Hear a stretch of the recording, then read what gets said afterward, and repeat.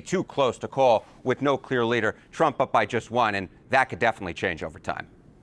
And tell us about some of the latest data that we're seeing in the battleground states, how Trump and Harris are faring against each other there. Yeah, so it all comes down to the... Some new polls have just been released that shows Harris making ground on Donald Trump. Let's take a look at the CNN segment that goes through it, and then I'll give you my thoughts after. 100 days to go. I can't believe we finally gotten here. All right, this is Trump versus Harris nationally.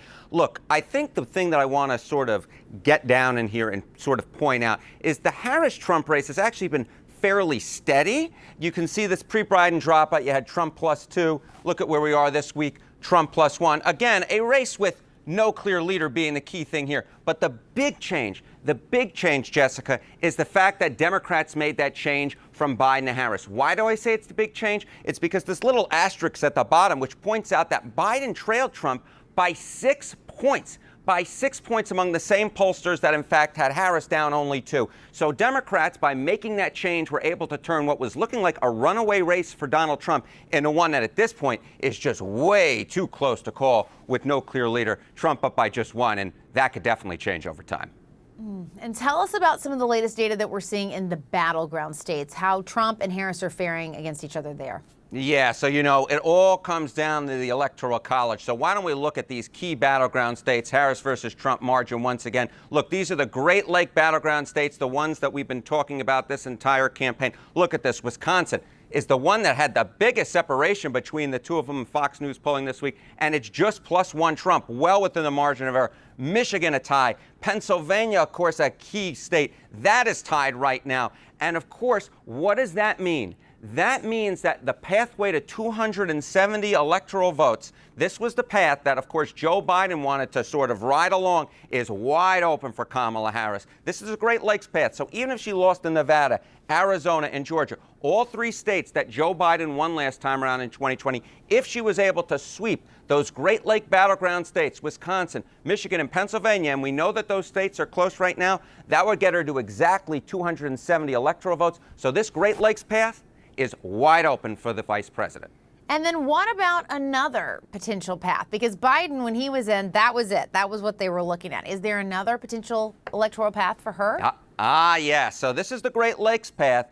This was the path that Joe Biden basically said, I don't think I can do it. But for Kamala Harris, this is a potential path and one that may be wide open. This is the Sun Belt path. All right, let's say that she lost in Wisconsin, Michigan, and Pennsylvania. The Kamala Harris campaign believes that they can play in Nevada, Arizona, Georgia, and the key state down here, North Carolina, that Joe Biden lost last time around. Why do they think they can play there? They think they can play there because what we know in the national polling, for example, is that Harris outperforms Biden with Hispanics and black voters. Hispanic voters, of course, being key in Nevada and Arizona, and African-American voters, of course, being key down here in Georgia and North Carolina. If she's able to sweep those, she could lose in the Great Lake battleground states, and she would still get to 275 electoral votes. So one of the key differences between Harris and Biden is there are a lot more electoral paths, as illustrated by the fact that the Sun Belt path is still open for the vice president. So there you have it. Harris has closed the gap to 1 point from 2 points last week.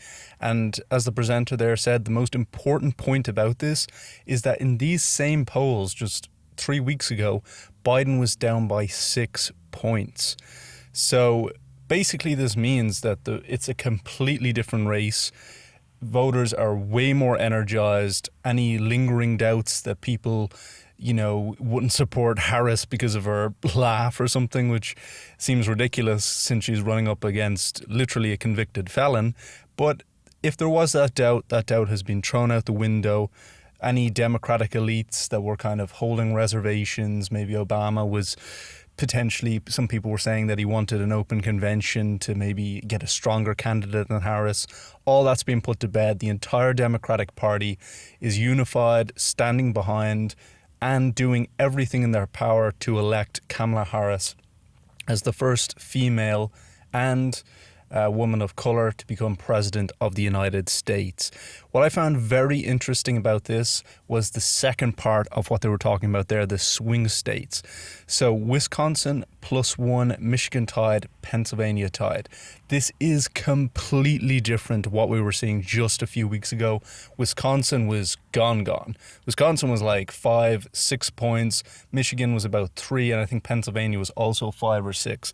So a few weeks ago, we were looking at a race where even if Trump was only up maybe 3 or 4 points in these CNN polls, apparently he was up 5 or 6 nationally, he was up 6 to 8 points in most of the swing states. And along the Rust Belt here, along the Great Lakes path, as they named it, he was, home and dry, basically. So it looked like the election was sewn up. Now we're in a completely different world. Wisconsin, it's probably the most right-leaning one.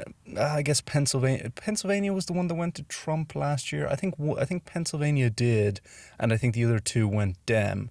I might be mistaken about that, but Harris can definitely afford to lose one of them if she also picks up Nevada, Arizona, Georgia, or if she picks up North Carolina, which I think she will. I think that black voters are going to be way more supportive of her than Joe Biden. Yes, Biden had a lot of the Democratic elite support in terms of the Black Caucus were some of his most vocal supporters, even when everyone else was basically calling for him to drop out. But the average voter, especially in some of these more rural states like North Carolina, they were not lining up behind Joe Biden for this election at all. So if Kamala Harris can get back to those Obama numbers where she wins black voters 90-10, which I absolutely believe she can. I think she's only going to make ground from here. The idea that Trump and his team aren't going to say some absolutely ridiculous stuff, like they already are branding her as a DEI president and all this type of shit, which is basically just, oh, she's black, so clearly she's unqualified. It is just, this is set up for her to win by, I'd say, perhaps an even a similar margin to Obama. Maybe a little bit less, maybe like 85 to 90. But Obama wasn't up against a Trump. If Obama was, he would have won it 98% probably to 2. There's always going to be a few insane people, no matter what race, gender, or ideology they follow. So I think I think Harris is going to do very well there. And what is brilliant about that is it then opens up an entire new strategy for her. So she doesn't have to win. Necessarily, she doesn't have to win. I think if you tell me right now she's lost Wisconsin, Michigan, and Pennsylvania, I'm very nervous that she's not the next president. But apparently, she has now unlocked a new strategy because she has this extra support, this extra energy from Hispanic voters and from black voters. That unlocks potentially the Sunbelt strategy of Arizona, Nevada, Georgia, and North Carolina, instead of having to go with the traditional Democratic stronghold where over the last 20, 30 years, the Democrat had to win Michigan, had to win Wisconsin, and pretty much had to win Pennsylvania in order to have a realistic chance of becoming the president. Harris doesn't necessarily need that. She can build a coalition, a more diverse coalition, and potentially pick up those southern states that have historically been more Republican leaning, especially in a race if the Republican had won those, Rust Belt states. However, Harris is a much more popular, dynamic candidate, and she now has more paths open to her than Joe Biden ever did. So it is clear to see why Republicans and Trump are panicking. Kamala Harris is way more popular than Biden was, after his debate performance anyway. Fears about her not having the charisma completely misplaced, out the window. She looks a lot more comfortable, confident, going after Trump, saying, yeah, I know his type, predator, fraudster, con man. I know his type. I've dealt with him. I'll deal with him again. Just the composure of somebody who's running for re-election rather than just being thrown in at the 11th hour. A lot of people would not be handling that pressure very well. She has stepped up to the plate, and she is the presumptive nominee. She is also super, super, super popular. Subscribe to the channel. I'll be covering more videos over the coming weeks, but she is super popular among young voters. So what's key about that is that in 2022, everyone expected a red wave. People weren't too happy with inflation and the way Biden was at least perceived to be anyway. In some states, of course, it was at the state level that these things were decided, but Biden was getting a lot of criticism for some of his policies around COVID and the strict nature of it. However, the red wave absolutely collapsed, and one of the big reasons it's believed that that happened is because young voters came out in droves. After Roe v. Wade was struck down, lots of young voters, lots of energy came out, and they were a big reason why the Democrats overperformed massively in 2022, and there is an extra 8 million new voters compared to just 2022 that are eligible to vote now. So, you know, Trump has also he's done his best to ruin his chances over the past couple of years compared to 2016. Historically, a lot of older voters, they used to vote mail-in votes, and a lot of older voters tend to skew Republican. Trump has absolutely undermined, destroyed confidence in mail-in votes. Of course, Democrats don't believe that because it's all nonsense.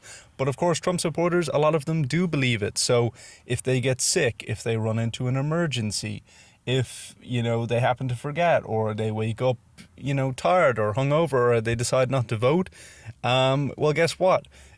That vote wouldn't have counted if they had have potentially had a mail-in vote 3 weeks before that. So just anything that seems to be going wrong is going wrong for Trump, in the way that everything that seemed to be going right was going right from, except for, you know, getting shot. But surviving the assassination attempt was another thing that was going well from. Now that's completely old news. It's almost like the Republican strategy of, oh, sure, it's just a mass shooting. Well, it seems to be backfiring on them now. People don't care. No one's talking about it anymore. So it's quite amazing how much things have changed. Trump is completely flailing. He has no idea how to attack her. He was calling her a bum, you know, whatever that's supposed to mean. It shows, I think, that he's panicking. He has no idea what to say. This is a completely different race. He thought he was up against basically a walking corpse, weekend at Biden's. And now he's up against someone who is younger, who is more energetic, who is more on the ball. He likes to claim he's up against a low IQ individual, even though I would bet any money, all money that I could possibly get my hands on, take out any loan I could, to bet that Kamala Harris is more intelligent than Donald Trump. And he knows that. He knows that, and he's panicking. And it's been quite enjoyable to see. And so it'll be interesting to see what happens again over the next coming weeks and months. I think these trends are only going to grow.